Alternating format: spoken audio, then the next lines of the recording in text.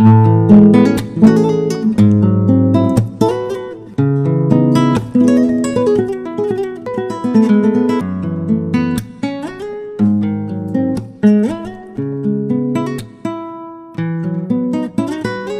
essa mensagem baseada na versão da NVI.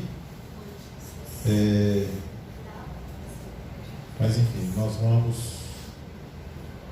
ler. A palavra do Senhor diz assim: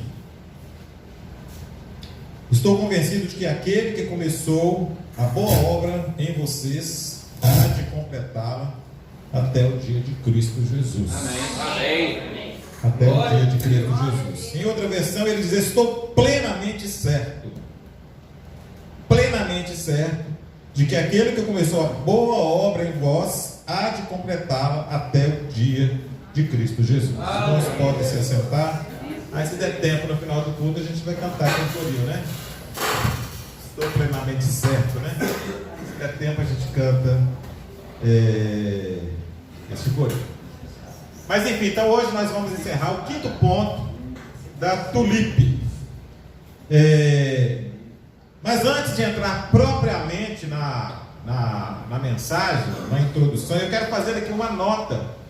Eu não sei, porque eu não participei de todas as 5, né, devido à viagem que eu fiz.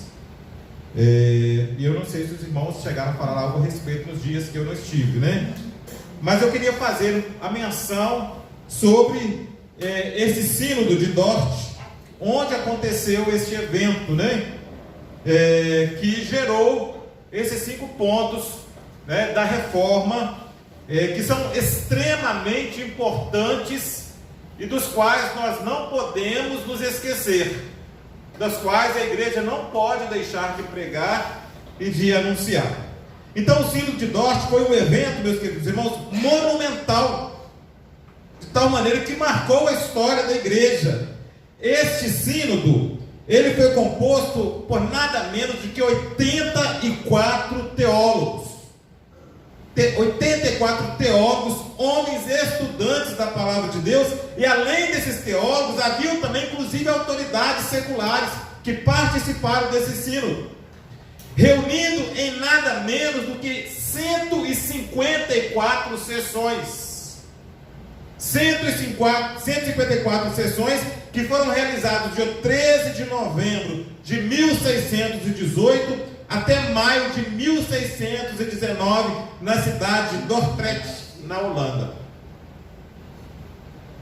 E aí, irmãos, uma coisa que a gente precisa fazer uma reflexão quando a gente estuda sobre isso, da gente pensar como que nós precisamos zelar pela palavra de Deus, o valor que ela tem,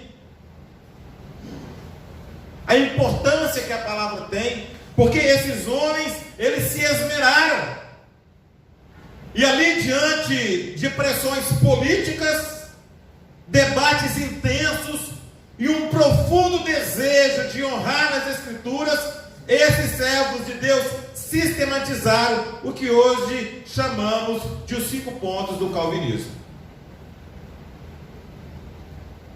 Então nós não podemos negligenciar, nós não podemos menosprezar.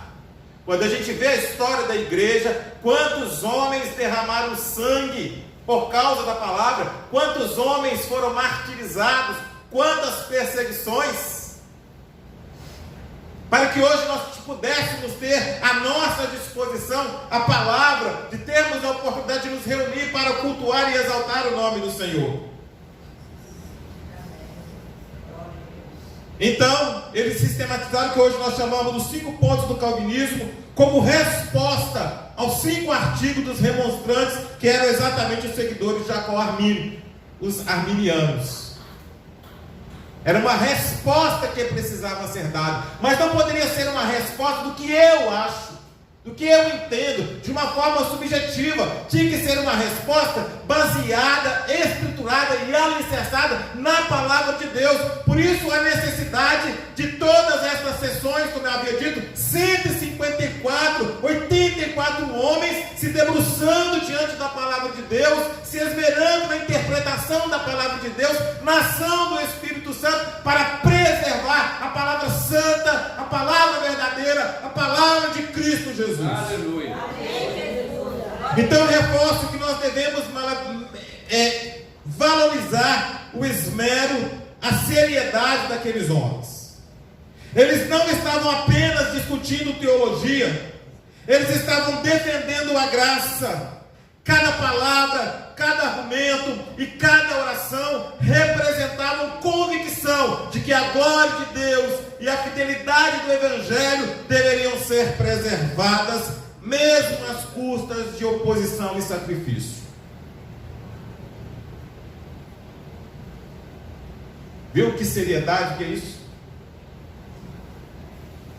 Por isso hoje, quando nós estudamos a perseverança dos santos, ou vamos estudar a perseverança dos santos, nós não fazemos apenas como curiosidade doutrinária, ou por um mero conhecimento da história, mas como parte do legado desses gigantes da fé, que legaram à igreja uma confissão sólida, lógica e inteiramente centrada em Deus. Os irmãos entenderam? Amém. Amém. Então eu precisava falar sobre isso, porque hoje em dia, por qualquer coisa, as pessoas se vão, não existe mais não existe, né? Não, será que é exatamente isso? O que a palavra diz? Não busca orientação. Quando nós temos aqui na história homens, mulheres que se debruçaram nas Escrituras, no desejo de conhecer a vontade perfeita do Senhor. Amém. Agora nós vamos fazer a introdução. Meus queridos irmãos, todos nós sabemos o quanto é difícil perseverar. E aí eu faço um desafio a você. Pense em alguma coisa que você queria fazer, que você começou a fazer, que você desistiu. E aí, não sei se acontece com você, porque comigo já aconteceu isso, que eu falei, nossa, se eu tivesse continuado, se eu tivesse desistido naquela época, como é que eu estaria hoje, né? Eu vou me lembrar aqui da própria academia, né? Quantas vezes eu fui na academia, né? Acho que eu frequentei mais, foi a sala de avaliação, né? Aí você começava, aquela empolgação, geralmente assim, né? Quando você vai começar alguma coisa, você começa naquela empolgação, e agora daqui para frente vai ser assim, mas aí você começa, aí de repente você vai se enfraquecendo, você vai se desanimando, e de repente você desiste. É difícil perseverar. Lembra que o pastor Júlio falou algo importante? Mas o que importa, meus queridos irmãos, não é como que você começou, como você iniciou. O que importa é o final. É o final é que vai dizer. É o final é que vai determinar. Mas é exatamente muito difícil perseverar. E a vida cristã é uma longa caminhada. Aí eu fico pensando aqui, será que teve irmãos que deixaram de vir ao culto hoje por causa da chuva? Ou seja, coisas tão pequenas às vezes, né, nos faz estagnar, nos faz retroceder. Então a vida cristã é uma longa caminhada. Por quê? Porque nós enfrentamos tentações, dúvidas e períodos de fraqueza espiritual. E nessas horas, muitos se perguntam: será que vou conseguir permanecer fiel? Você já fez essa pergunta para você? Alguma vez na sua vida? Se eu cair em pecado, será que eu perco a salvação? Essas perguntas têm dividido estudantes da palavra, teólogos, igrejas ao longo dos séculos. Afinal de contas, a natureza humana é essa. A natureza humana é de se fraquejar, a natureza humana é de pecar, a natureza humana é cair. E aí diante disso, então como? Como é que eu posso chegar ao fim, se diante dessa caminhada, tanto de coisa acontece comigo? E diante disso, há basicamente duas visões principais dentro da fé, e é exatamente do que nós estamos falando, desse tema, né? E aí a gente tem aí dois pontos que estamos destacando nesses 5 dias, né? Nesses 5 domingos, falando sobre a visão arminiana e a visão reformada. E nós, até uma certa época, nós éramos arminianos, né? Era uma coisa assim terrível, né? Porque a gente ficava, ai meu Deus do céu, posso ficar aquela dúvida, ai meu Deus, e agora como é que vai ser? Né? Ah, Deus escreveu meu nome lá no livro da vida, agora já deve ter apagado aquela borracha lá, eu tenho que voltar lá e pedir para ele escrever de novo, e aquela coisa toda, né? Mas a visão arminiana, de uma forma muito resumida, porque também já foi citado aqui nas outras pregações, ela foi surgida entre os seguidores de Jacó Arminio, que parte da ideia de que Deus oferece a sua graça a todos igualmente, mas que o homem tem liberdade para aceitá-la ou rejeitá-la. Então Deus oferece a sua graça, Deus oferece a salvação. Essa é a visão arminiana, e cabe ao homem, segundo esta visão, de querer esta salvação ou de não querer, de aceitá-la ou de rejeitá-la. Desta forma, o crente é mantido salvo enquanto ele permanece fiel. A partir do momento que ele deixa de ser fiel, então ele perde a salvação. E aí eu fico pensando, meu Deus, eu estaria lascado. Eu estaria lascado se fosse dessa forma. E você?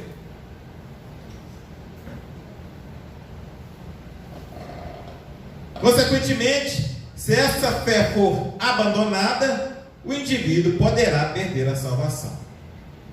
Esse entendimento nasce de uma ênfase maior na responsabilidade humana e vê a perseverança como um dever a ser mantido, uma condição de permanência em Cristo. Ou seja, ele só vai permanecer em Cristo se ele mantiver essa perseverança e essa fidelidade contínua em todo o tempo. E aí realmente fica muito complicado, porque a natureza humana não é essa. Embora tenhamos recebido uma nova natureza, ainda carregamos uma velha natureza, na qual nós degladiamos diariamente, constantemente, e em muito desses embates nós perdemos para esta velha natureza. Essa visão arminiana. Por outro lado, a visão reformada, essa teologia vê a salvação como um ato soberano de Deus, do início ao fim. Amém. Soberano. Ele que inicia e finaliza. Amém. Desde a eleição até a glorificação, que é um estágio ainda do qual nós iremos ainda passar, tudo é resultado da sua graça eficaz. Essa é a visão reformada. Aí já dá um alento, né? Porque a salvação já não está mais nas minhas mãos. Deus de poder. Glória a Deus. Diga-se graças a Deus. A salvação não está nas minhas mãos. Por isso que aquele que é verdadeiramente regenerado não poderá se perder. Por que não pode? Porque está no controle de Deus. Está no governo de Deus. Está na direção de Deus. Porque o Deus que salva, Ele também sustenta. Amém. E aí aquela velha, a frase, né? Muito conhecida. Uma vez salvo, salvo. Uma vez salvo, para sempre. Uma vez salvo, irmão. Se você foi salvo, acabou. Se você foi salvo, não existe absolutamente nada. E depois nós vamos falar sobre isso. Nada que possa mudar esta realidade. Mas amigo, quando eu fico fraco, e quando às vezes eu erro, quando às vezes eu pego, às vezes eu tropeço, caio no chão, como é que fica a situação? Creia no que a palavra diz. Amém. Glória a Deus. Ou como Paulo declarou aos Filipenses: aquele que começou a boa obra, quem é que começou essa boa obra? Ele há de completá-la. Amém. Ou você duvida de que ele é fiel, ou de que em algum momento ele falha. Nele não existe variação.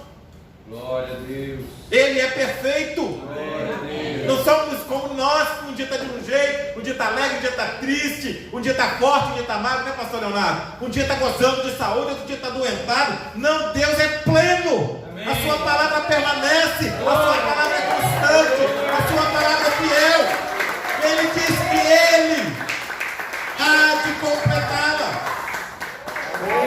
Portanto, meus queridos irmãos, a perseverança dos santos, que é o último ponto da tulipe, esse P, é a consequência natural das demais doutrinas da graça. E aí eu quero voltar exatamente nos primeiros pontos, a consequência desses 4 primeiros pontos da tulipe que nós estudamos aqui. A perseverança dos santos nada mais é do que uma consequência. Nós ouvimos no primeiro dia que o homem é totalmente depravado. E aí vai falar da depravação total. Ou seja, dele mesmo ele não pode fazer absolutamente nada. Para este homem a Bíblia diz que ele está morto. E nós sabemos que o morto, ele não tem como esboçar nenhum tipo de desejo, de sentimento. Falamos também que Deus, depois, diante deste homem totalmente depravado, Deus resolve, de acordo com os seus decretos eternos, Ele elege incondicionalmente pessoas, que é a eleição incondicional. Ele não estabelece uma condição para quem Ele vai eleger, para quem Ele vai salvar. É uma eleição incondicional, porque se fosse olhar alguma condição, ninguém se salvaria, porque todos pecaram. Não foi isso que a Bíblia diz? Que todos estavam destituídos. Então Deus resolve de uma maneira incondicional eleger. Mas não bastava apenas eleger, teria que fazer algo para resolver esse problema que estava tudo destruído. Então Cristo redime de uma forma eficaz esses que foram eleitos de forma incondicional. E aí nós temos então a expiação limitada. Amém. Não é uma expiação ilimitada. Limitada é que tem uma quantidade definida. Porque se a expiação fosse limitada, todos se salvarão indistintamente. Afinal de contas, o sacrifício de Cristo, ele é perfeito. Ele poderia. Jesus nunca orou por aqueles pelos quais Deus não os deu.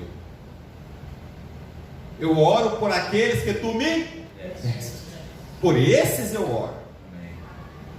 Porque se Jesus orasse pelos outros, Deus iria atender a oração do seu filho. Então ele deixa muito claro. Lembra de Lázaro quando estava lá no túmulo? Foi necessário Jesus dizer a Lázaro, de uma forma bem objetiva, ele é que deveria sair daquele túmulo. A palavra foi direcionada para ele. A palavra foi dirigida a ele. Lázaro, sai para fora. Ele poderia dizer, todos que estão nos túmulos, independente do tempo que estão, saiam para fora. Ele ia sair. Então nós vimos dessa depravação total, Deus resolve então fazer uma eleição de forma incondicional. Nesse processo, então, algo precisava ser feito para que esses que fossem eleitos fossem consertados. E aí nós vemos então a expiação de Cristo Jesus. E o Espírito Santo então chama de forma irresistível. Glória a Deus. Que é a graça irresistível. E aí nós vimos também que não existe como a pessoa se opor a este chamado. Se Deus chamou, não tem jeito. Tem como. Como que o barro poderá ter o controle sobre o oleiro? Deus pega, pode ser a pior espécie. Se é que podemos dizer assim, né? Deus pega e agora você é meu. Amém. Paulo, por que tu persegues? Por que tu me persegues? Olha que a transformação daquele homem. E aí vem então a consequência. E por consequência, depois que faz tudo, olha, se Deus fez toda esta obra, como que poderia esta última está no nosso controle.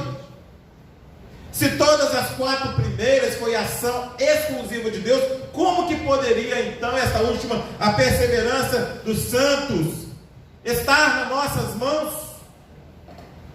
Deus preserva infalivelmente os seus. Amém. A perseverança dos santos. Se de Deus dependem todas as outras ações salvíficas, portanto, somente Deus pode manter o homem no caminho da vida eterna.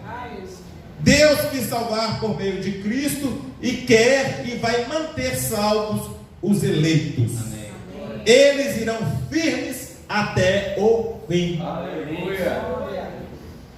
Sabe por quê? Porque Deus é que vai conduzir a nossa vitória. Glória. Graças a Deus. Então hoje nós veremos essa verdade poderosa sobre 3 certezas. Primeira, Deus começa a obra.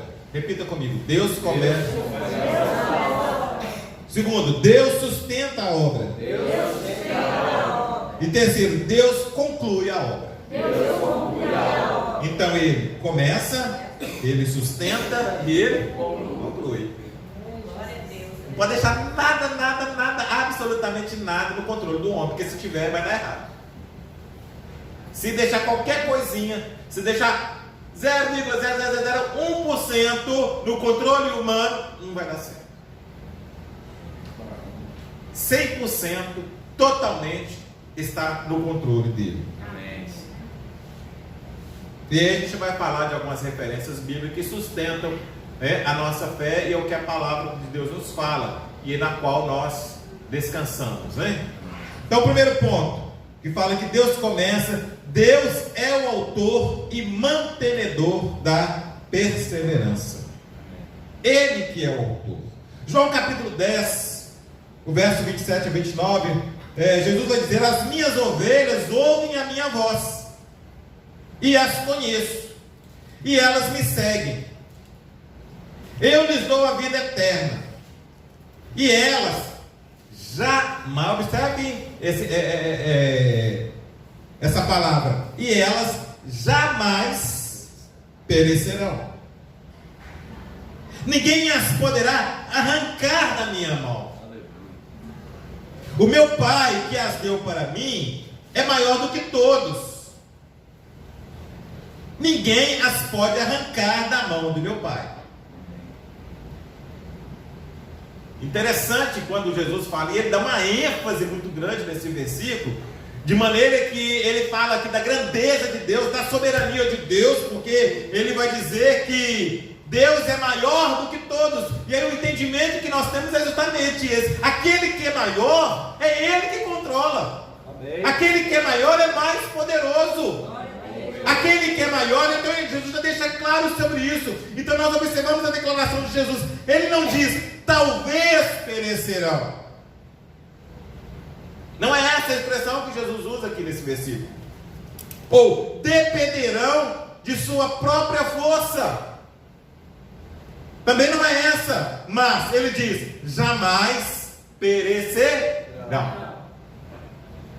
Você crê na palavra de Deus? Amém. Você crê que jamais irão perecer aqueles que foram salvos? Amém. Aí eu pergunto, você foi salvo em Cristo Jesus? Amém. Existe alguma possibilidade de você perecer? Não. Mesmo quando você estiver fraco? Não. É a palavra do Senhor que nos afirma. Amém. Além disso, meus queridos irmãos, observe essa ênfase que Jesus vai dar aqui nesse versículo sobre o verbo arrancar. Em outras versões vai falar de arrebatar. Ele fala sobre arrancar das suas mãos e ele fala de arrancar da mão do Pai. Se fosse, talvez podemos pensar, se não fosse suficiente o arrancar das mãos de Jesus, ele ainda acrescenta o Pai aí também. Aleluia. Graças a Deus. Esse verbo foi enfatizado por Jesus, e preste atenção, com isso ele afirma a impossibilidade, preste atenção nisso, a impossibilidade absoluta de qualquer força rival prevalecer sobre esta proteção divina. Amém. Quem é o diabo para arrancar das mãos de Jesus? O relacionamento entre o pastor e suas ovelhas é inviolável. Glória a Deus.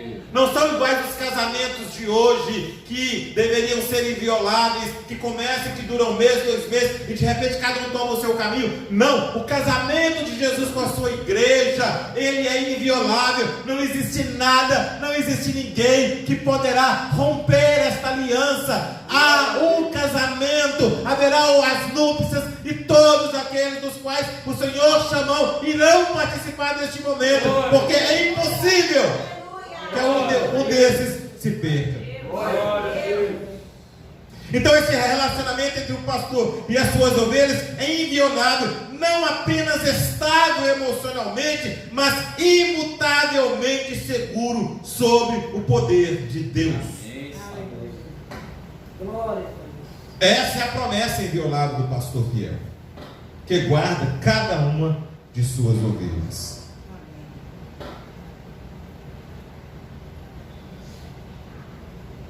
Aleluia. Romanos capítulo 8, o verso 29 e 30.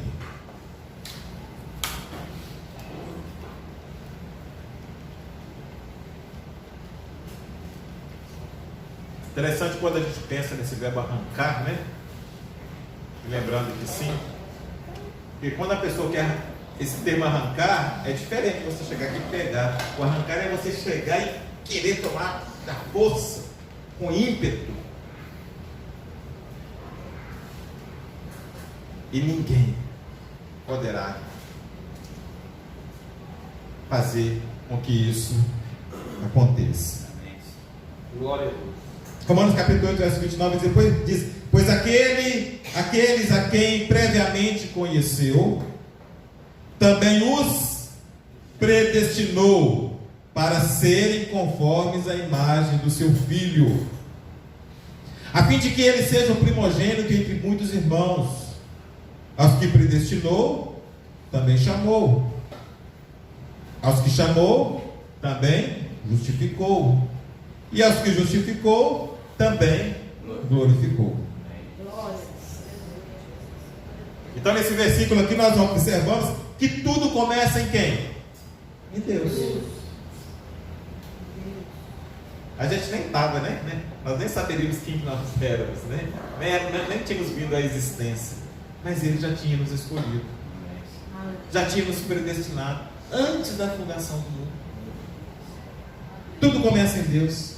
A perseverança dos santos, meus queridos irmãos, é o resultado inevitável desta soberania de Deus na salvação. Não tem como desassociar. Não tem como. A segurança do crente está em quê? Na fidelidade de Deus. Essa é a nossa segurança. Que mesmo que nós, em muitos momentos, somos infiéis, Ele permanece fiel.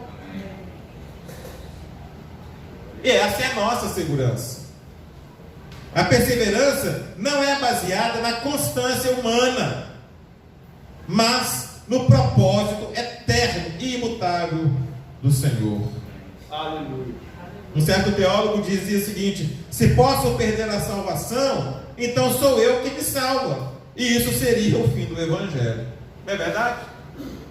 Se eu pudesse perder a salvação, então eu estaria no controle.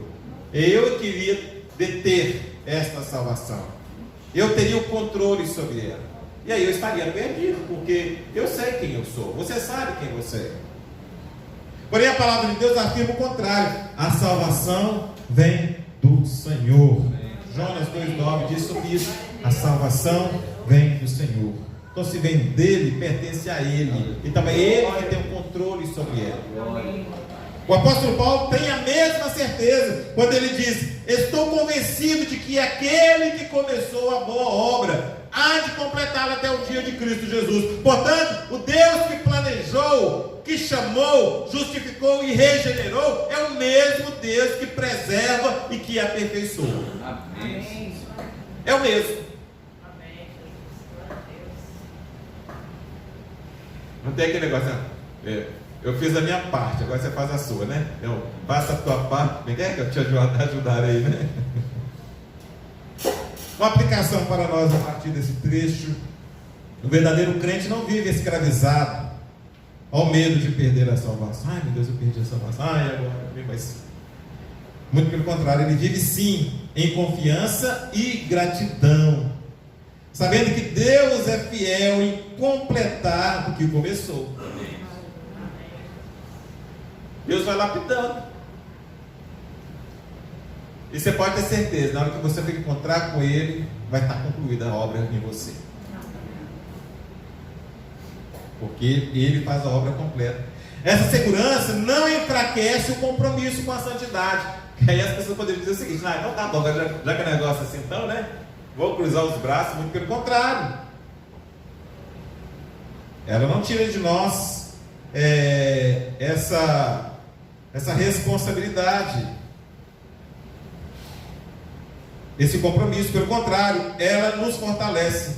Quem é sustentado pela graça busca viver em fidelidade ao Senhor. Amém? Então o primeiro ponto era isso. O segundo ponto: a perseverança se evidencia na vida através da fé contínua e da santificação. E aí eu quero citar aqui Filipenses, no capítulo 2, verso 2 e 3,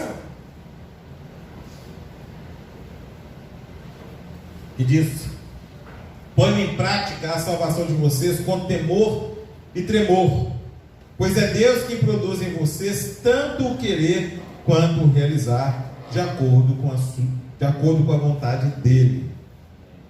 Vou ler novamente: ponham em prática a salvação de vocês com temor e tremor, pois é Deus quem produz em vocês tanto o querer quanto o realizar, de acordo com a vontade dele.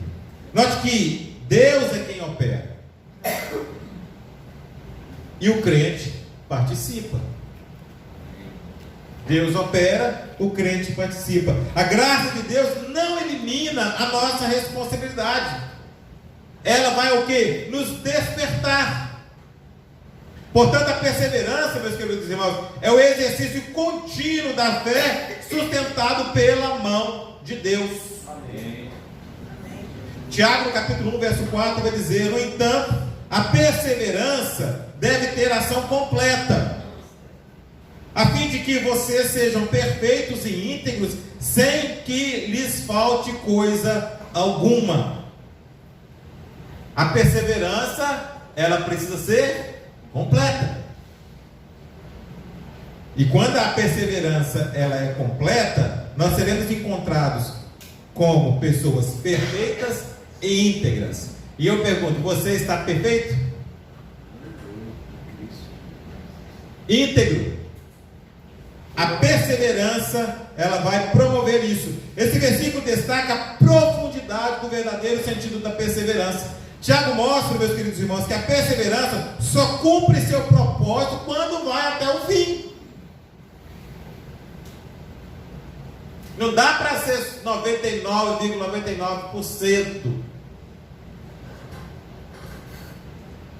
Ou seja, quando ela é completa. A perseverança incompleta não é perseverança de fato, porque se ela não foi completa, ela não é perseverança.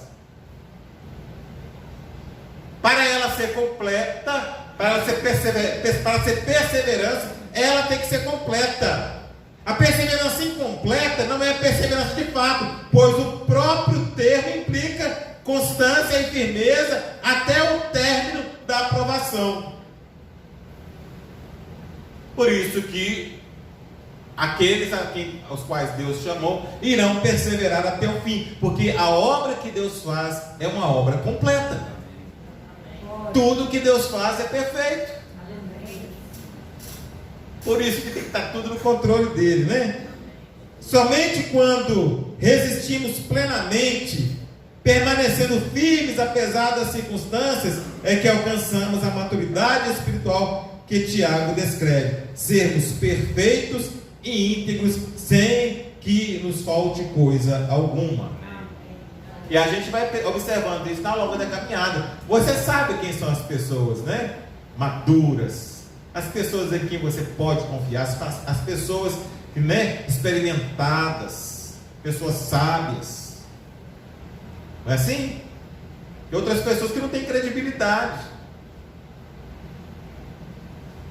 Se uma pessoa vem e fala, tem um conceito. Se uma outra pessoa vem e fala, talvez a mesma coisa, já não vai ter mesa. Por quê? Porque são pessoas que ainda estão, né, passaram por esse processo. Mas tem homens de Deus que quando falam, você tem que parar para ouvir mesmo. Se é Deus quem preserva, é Ele também é Ele quem faz perseverar.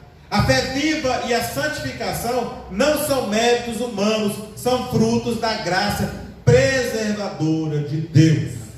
E aí nós precisamos dar graças ao Senhor todos os dias, porque é Ele que nos faz permanecer firmes. É Ele que nos sustenta. É Ele que te sustenta. É Ele que te guarda. É Ele, esse Deus que não dorme, né? Que não tosqueneja, que não vacila. Ele está ali diariamente e constantemente com as suas mãos estendidas sobre você.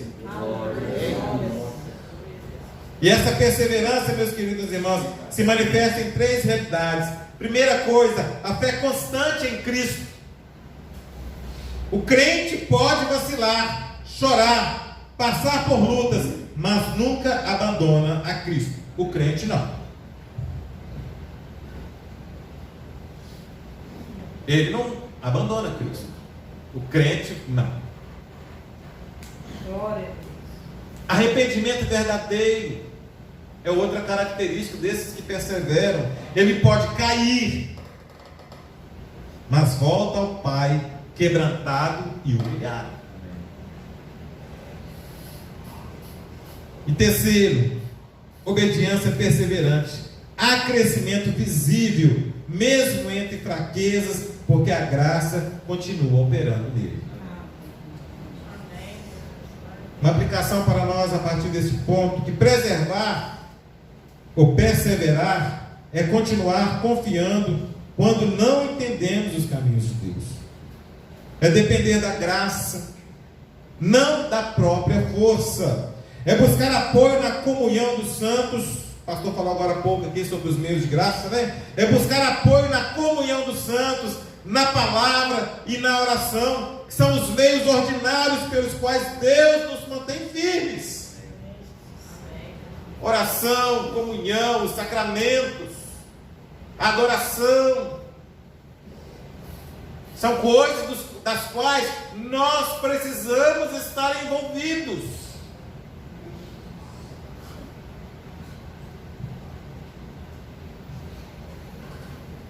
Hebreus capítulo 10, verso 23 vai dizer assim: retenhamos firmes a confissão da nossa esperança, porque fiel é o que prometeu. Retenhamos firmes. Qual é a sua esperança, meu irmão? Onde está depositada a sua esperança? Será que a sua esperança é que a direita volte a assumir o governo deste país e as coisas vão melhorar? Será que a sua esperança é ver que um dia não existirá mais nenhuma facção criminosa, como aconteceu essa semana, o fato que repercutiu, né? Será que a sua esperança é essa? De que haverá um dia que você poderá sair nas ruas e não haverá mais nenhum problema. Todos os problemas sociais serão resolvidos, pessoas irão se respeitar umas às outras, o governo fará o seu papel como deve ser feito, né? Eu vou ter o salário realmente que devo receber. Essa é a minha esperança. Será que é essa a sua esperança? O autor aos Hebreus diz: retenhamos firme a confissão da nossa esperança. A nossa esperança está no Evangelho, a nossa esperança está em Cristo Jesus, a nossa esperança está nele e somente nele, de que um dia estaremos com ele reinando em glória. E a Bíblia diz que ele que prometeu, ele é fiel. Ele é totalmente fiel. Ele é plenamente fiel. Glória a Deus. Glória a Jesus. Graças a Deus. E finalmente ele conclui: A perseverança culmina na certeza da glorificação. Amém. Glória a Deus. Haverá a glorificação. Amém.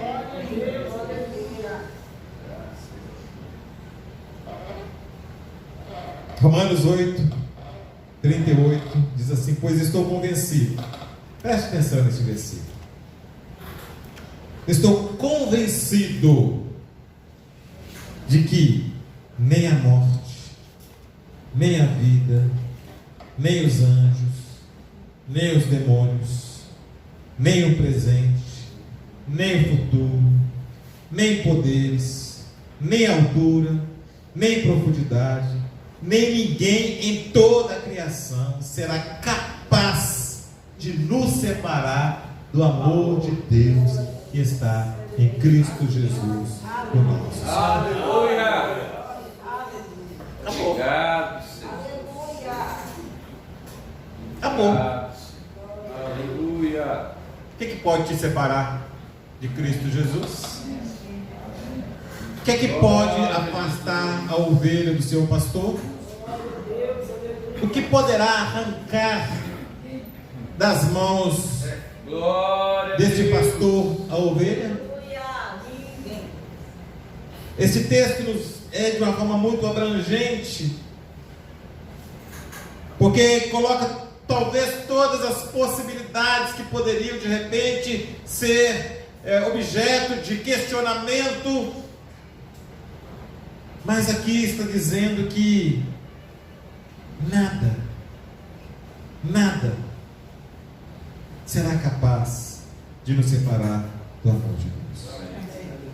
E ainda Judas, no capítulo 24, Judas 24, vai dizer: aquele que é poderoso para protegê-los de tropeçar e apresentá-los sem mácula e com grande alegria diante de sua glória, ao único Deus, o nosso Salvador, sejam glória, majestade, poder e autoridade por meio de Jesus Cristo, o nosso Senhor, antes de todos os tempos, agora e para todos sempre. Aleluia.